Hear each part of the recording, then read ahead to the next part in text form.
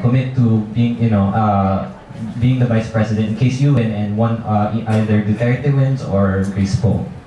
Ako naman, I will still be working very hard for Secretary Mar.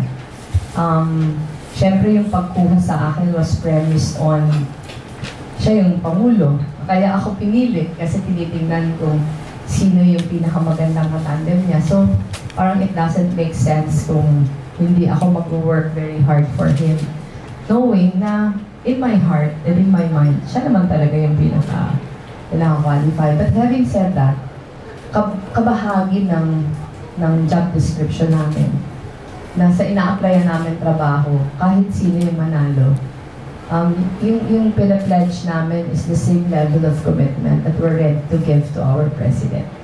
Yung level of commitment na kaya kong ibigay kay Secretary Mar o pina-pledge kong ibibigay sa kanya, walang bawas, yun din dapat yung level of commitment ng pina-pledge ko to whoever will win, should I also win as Vice President.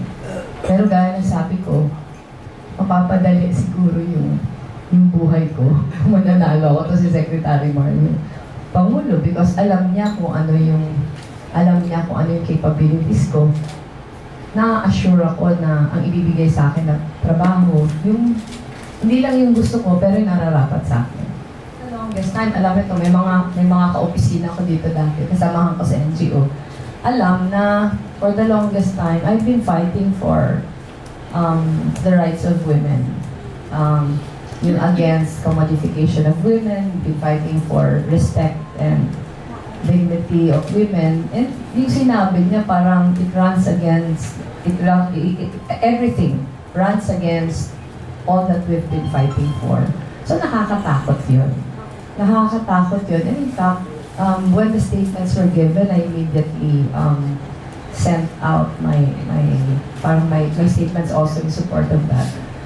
Baka mas maging mahirap. Kasi yung pinaglalaban mo, syempre, yung Vice President, siya yung support ng Presidente. Kung iba yung paniniwala nyo sa mga mahahalagang issues, magiging mahirap yun.